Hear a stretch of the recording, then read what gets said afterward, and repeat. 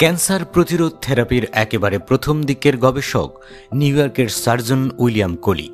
Cancer সারাতে আজ থেকে প্রায় 100 বছর আগে তিনি যে ধারণা দিয়ে গিয়েছিলেন তা বর্তমানে এসে সঠিক বলে প্রমাণিত হয়েছে।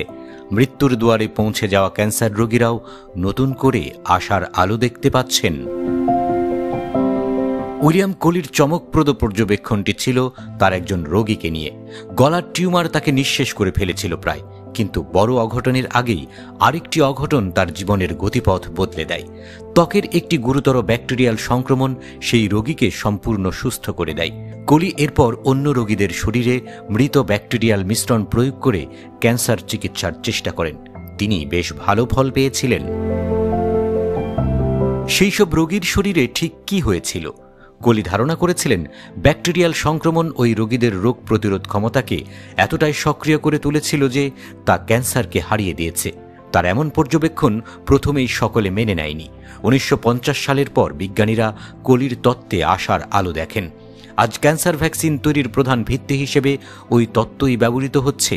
এই পদ্ধতিতে তৈরি প্রতিষেধক মানুষের রোগ প্রতিরোধ ব্যবস্থাকে ক্যান্সারের বিরুদ্ধে কাজে লাগাবে। এতে শরীরে টিউমার শনাক্ত করা এবং তার বিস্তার ঠেকানো যাবে।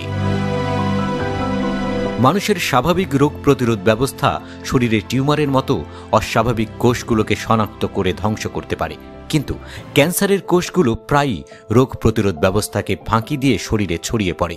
এমন হওয়া বন্ধ করতেই নতুন প্রতিষেধক খুঁজছেন বিজ্ঞানীরা। তাদের কাজে আসছে কোলির তত্ত্ব। বিজ্ঞানীরা যা করতে চাইছেন তা হল প্রথমে টিউমারের নমুনা সংগ্রহ করা হবে, তারপর তার জিনোম সিকোয়েন্সিং করা হবে। এরপর এতে থাকা মিউটেশনগুলো বিশ্লেষণ করে এমন নিউ অ্যান্টিজেন শনাক্ত করা হবে যা রোগ প্রতিরোধ ব্যবস্থাকে ক্যান্সারের বিরুদ্ধে সক্রিয় করতে পারে। এটি শরীরে প্রয়োগ করে টিউমার ধ্বংসে ব্যবহার করা হবে। ক্যান্সারের এমন ভ্যাকসিন উৎপাদন ব্যয়বহুল এবং সময় সাপেক্ষ, কিন্তু এই ভ্যাকসিন তৈরি হলে এবং সহজলভ্য হলে তা একদিন কেমোথেরাপি এবং সার্জারির মতো চিকিৎসার প্রয়োজনীয়তা কমিয়ে আনতে পারে বলে আশা করা হচ্ছে। এমনকি ভবিষ্যতে ক্যান্সার প্রতিরোধেও এই পদ্ধতি ব্যবহার করা যেতে পারে।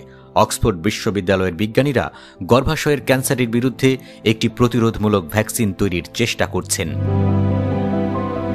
তবে ক্যান্সার কোষগুলো কেন স্বাভাবিক রোগ প্রতিরোধ ব্যবস্থাকে ফাঁকি দিতে সফল হয় সেই প্রশ্নের উত্তর এখনও জানা যায়নি। ক্যান্সারের কোষগুলো যখন শরীরে নিউ অ্যান্টিজেন তৈরি করে তখন আমাদের রোগ প্রতিরোধ ব্যবস্থা কেন তা শনাক্ত করতে পারে না, কিন্তু ভ্যাকসিন দিলে পারে, তা এখনও স্পষ্ট নয়।